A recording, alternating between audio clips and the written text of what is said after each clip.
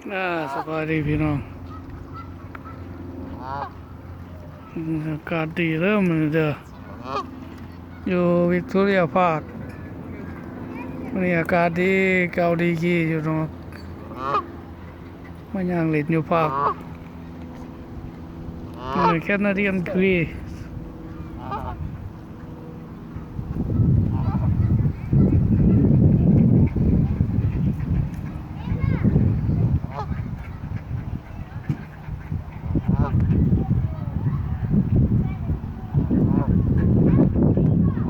คน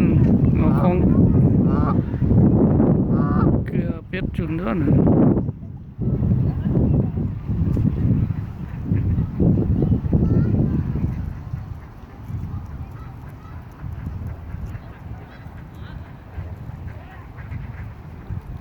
แคนาเดียนกี่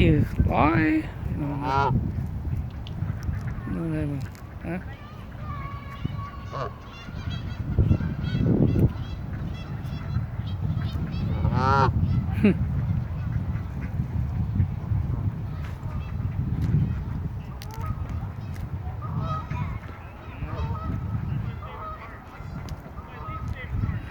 อากาศดีคนยางเล่น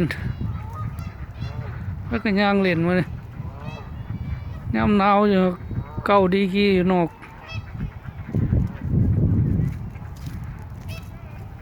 ตัวเป็ดนี่มันลายเถอะ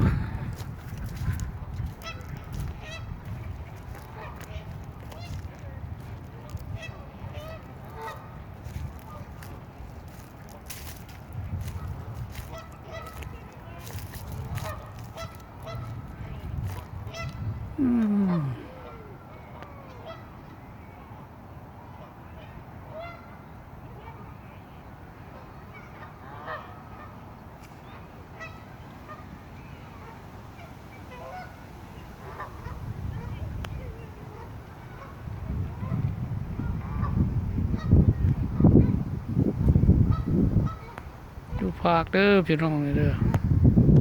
กาดีมัน